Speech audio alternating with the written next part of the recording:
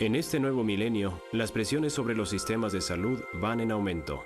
El creciente número de enfermos, en particular ancianos, pone a prueba la capacidad de los profesionales de la salud para satisfacer las necesidades de los pacientes con los recursos disponibles.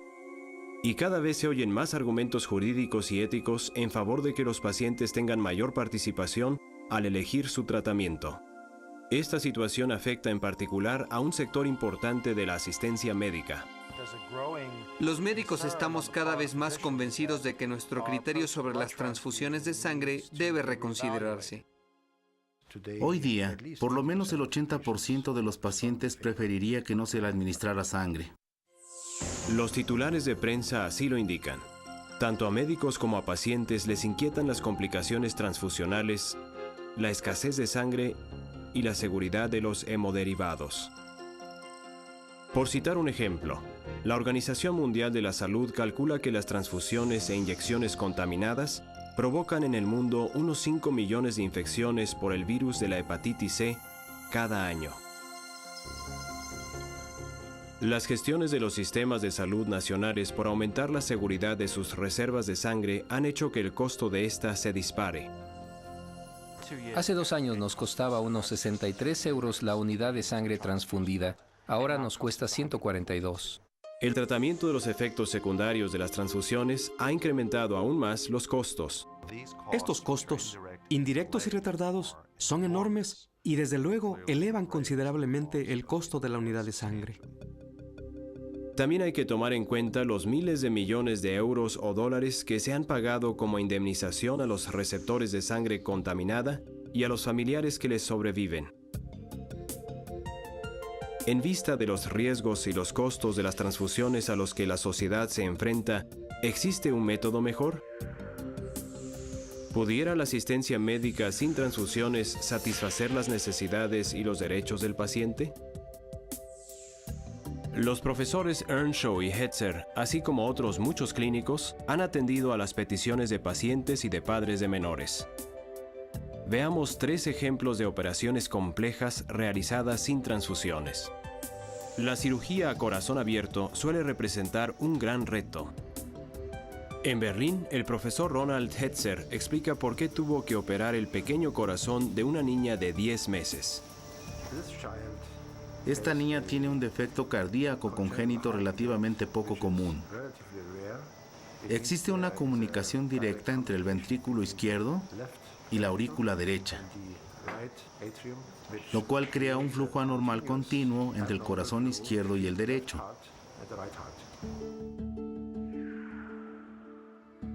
Para corregir el defecto y normalizar el flujo sanguíneo, solo hubo que detenerle el corazón por 26 minutos. No se administraron transfusiones. De hecho, casi no hubo pérdida de sangre. Otro ejemplo. La cirugía hepática suele implicar la transfusión de una cantidad considerable de sangre donada. En la clínica universitaria de Jena, Alemania, el profesor Johannes Scheele extirpa la parte cancerosa del hígado de un anciano. ¿Cuánta sangre se ha perdido?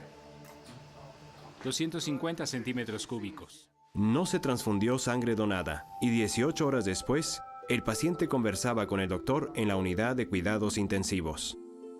Y un ejemplo de cirugía ortopédica. En Londres, Peter Earnshaw, miembro del Real Colegio, practica con éxito un reemplazo total de rodilla a una anciana, operación en la que normalmente se pierde mucha sangre. Las 3 intervenciones las realizaron equipos quirúrgicos que se habían comprometido a respetar la decisión, ya sea del paciente o de los padres, de que no se utilizara sangre donada. ¿Se trataba de operaciones experimentales practicadas por 3 cirujanos innovadores? Hay más de 100.000 médicos y cirujanos en 150 países que tratan habitualmente a sus pacientes sin transfusión de sangre donada. Algunos especialistas opinan que todo anestesiólogo y cirujano debería interesarse por las estrategias de ahorro de sangre porque dan buen resultado. cuando a los facultativos que recurren a la asistencia médica sin transfusiones se les pregunta por qué lo hacen, una de las principales razones que dan es el respeto por la decisión del paciente. El profesor Bloomberg, director de una unidad de medicina transfusional y de un banco de sangre, dice: Creo que hay cada vez más pacientes que desean que se les atienda sin transfusiones o con las mínimas posibles. Y hay algunos que no admiten que se les administre sangre bajo ningún concepto. Otra razón por la que médicos y cirujanos cambian sus métodos obedece a las crecientes pruebas de que la inconsecuencia terapéutica ha conducido a transfusiones innecesarias. Todos los que se interesan por mejorar la asistencia médica o proteger al paciente deberían tener presentes ciertos estudios reveladores sobre el empleo de la sangre. Primero, el estudio Sanguis. Como parte de una acción coordinada del Programa de Investigación Médica de la Comisión Europea, se analizaron los índices transfusionales de 43 importantes hospitales universitarios de toda Europa. Las ramificaciones del estudio Sanguis son asombrosas. Para el mismo tipo de operación había una enorme variabilidad en la cantidad de unidades transfundidas, según el hospital. En 1998, el profesor Vallée publicó un estudio complementario en Bruselas, Bélgica.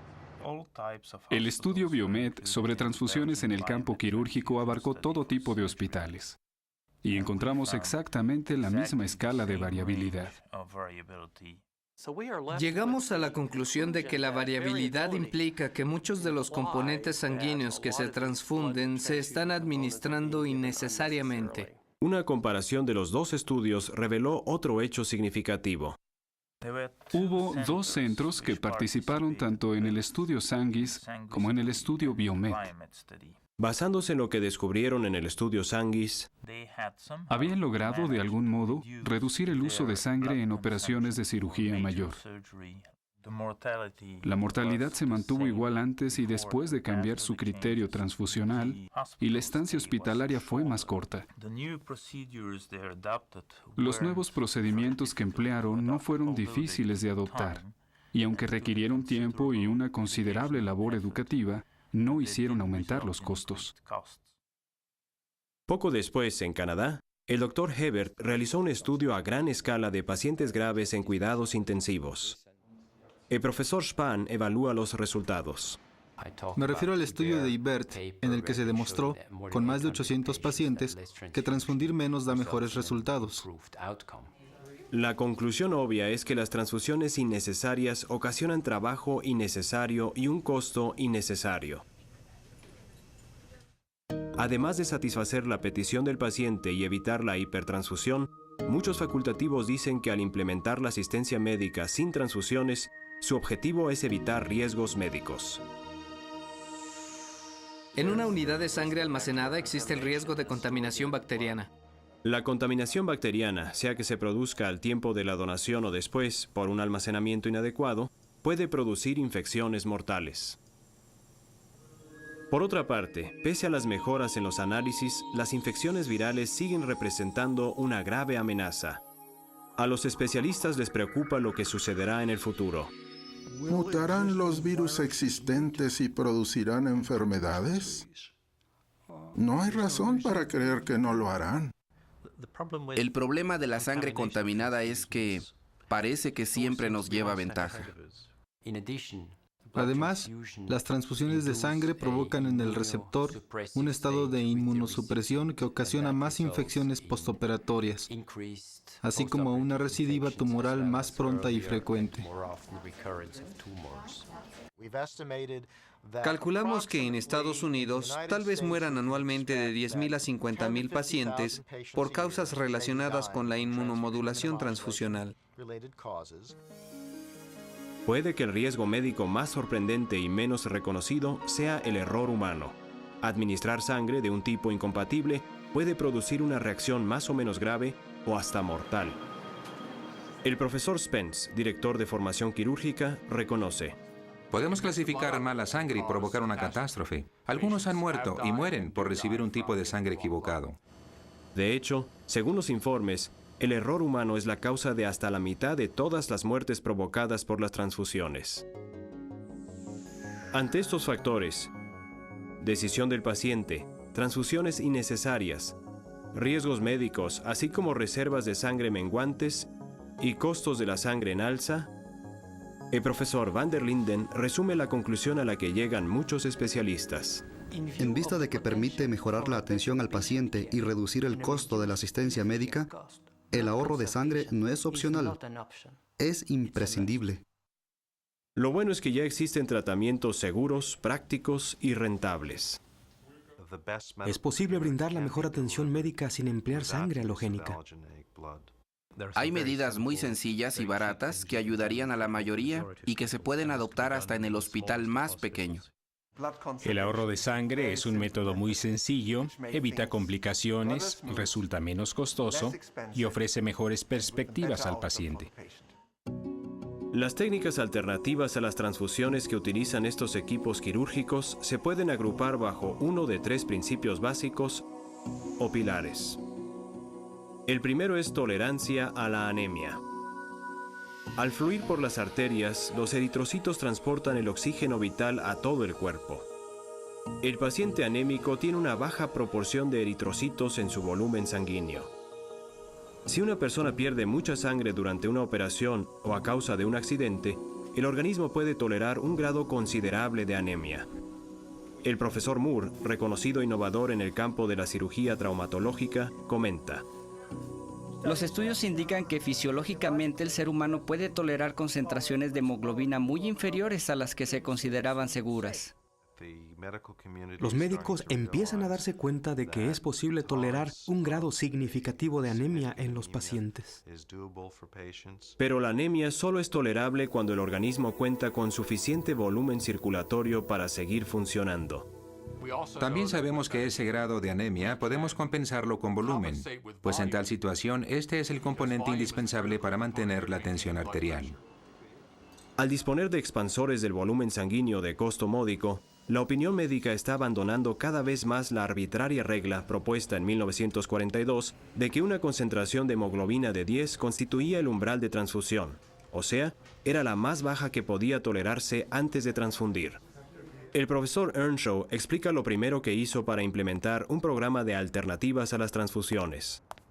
He reducido a la mitad nuestro índice de transfusiones con solo decir, ¿podemos bajar nuestro umbral de 10 a 8 y controlar un poco más las decisiones? Fue muy fácil, no costó nada. Con solo implementar el primer pilar, se ahorrarían millones de transfusiones y miles de millones de euros o dólares al año. El segundo principio básico en el campo de las estrategias alternativas a las transfusiones es fomentar la producción de eritrocitos en el organismo.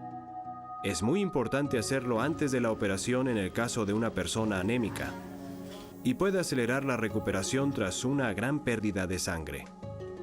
Los estudios dirigidos por el profesor de obstetricia Albert Hug indican que la administración de suficientes suplementos de hierro ya puede normalizar bastante el recuento sanguíneo, y por relativamente poco dinero. En ciertos casos puede utilizarse eritropoyetina elaborada mediante ingeniería genética, llamada comúnmente EPO. El profesor Mercuriali, director de servicios de transfusión, explica: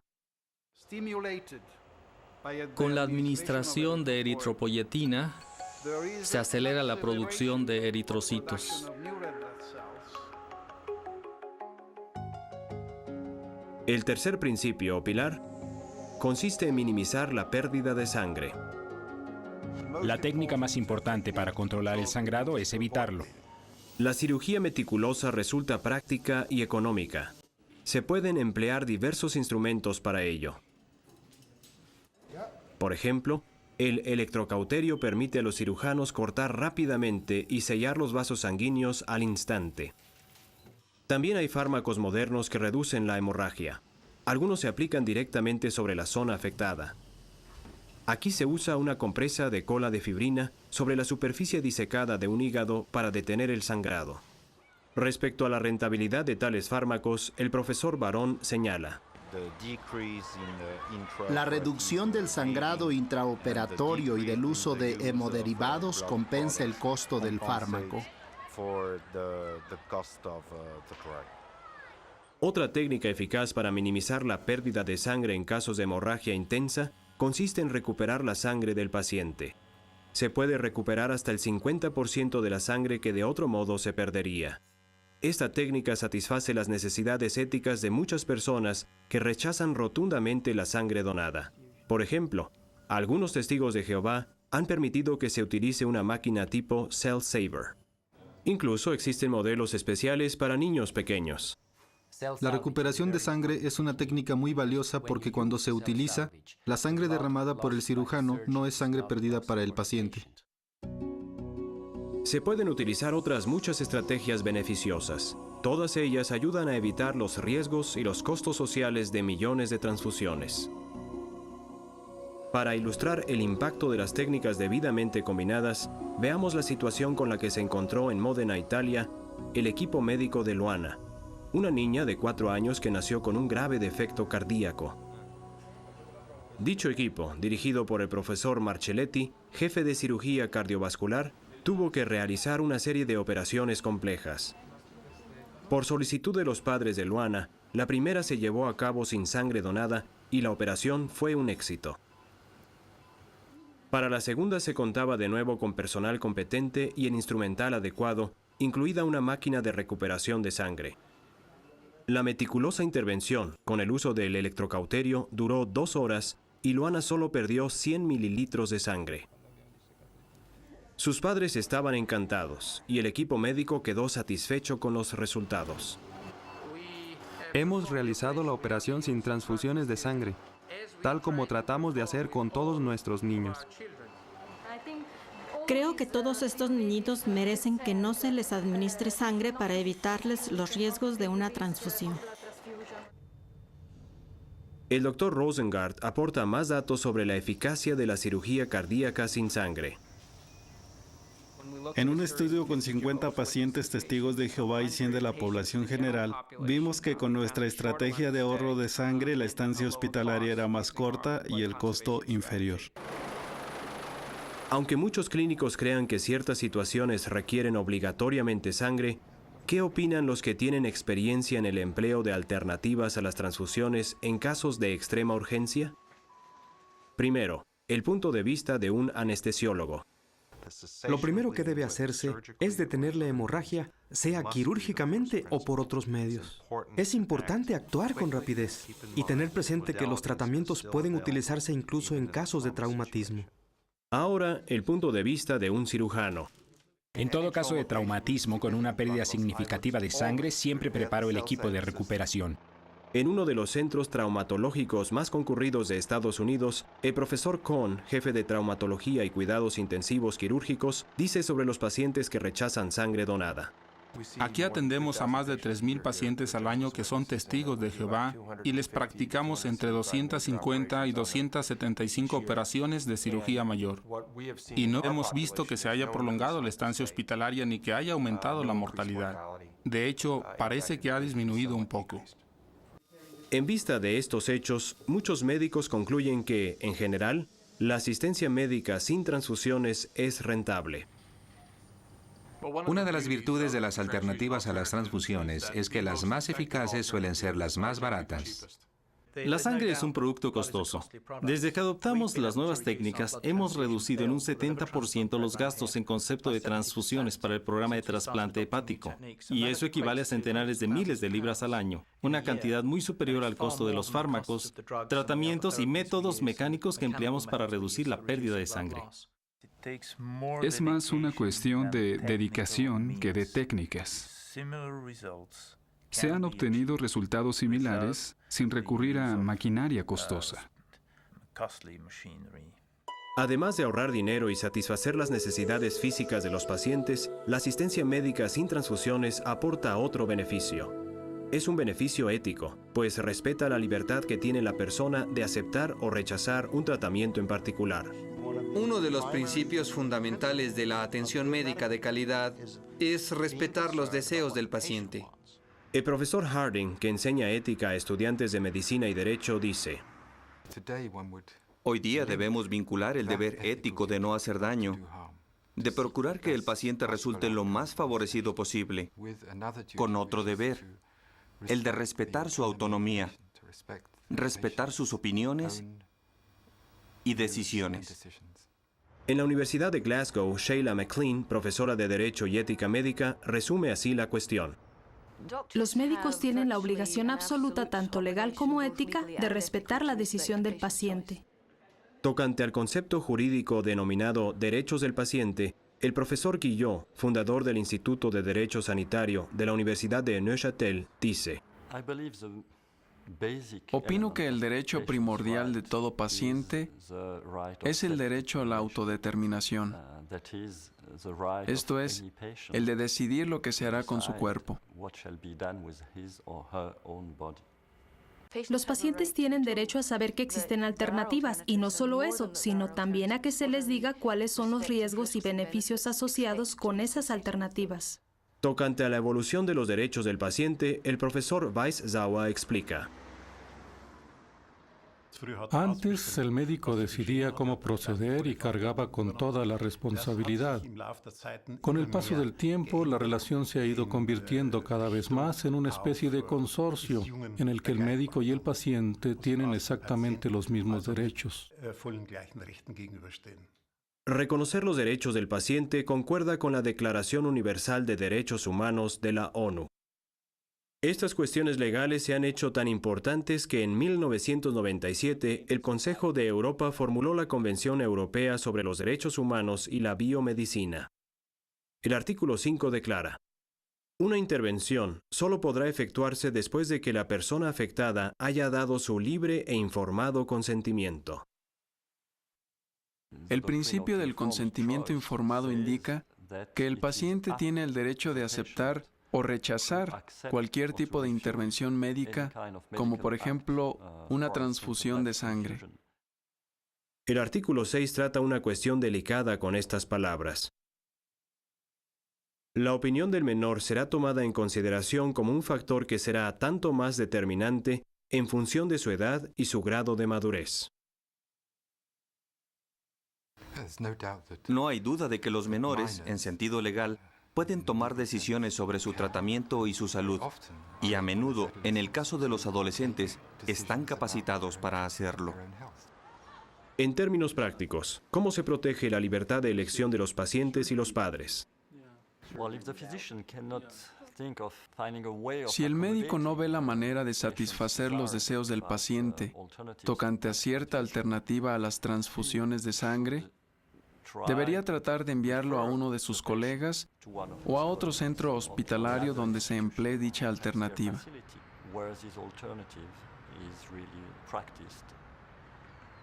¿Y qué se hace en los casos de urgencia en los que la víctima no puede hablar y expresar sus propias convicciones? Hoy día se reconoce que el paciente tiene el derecho de indicar por anticipado sus opciones en cuanto a tratamiento. Y esto se lleva a cabo mediante un documento en el que manifiesta haber analizado una serie de situaciones y haber adoptado una postura inamovible tocante a cierto tratamiento.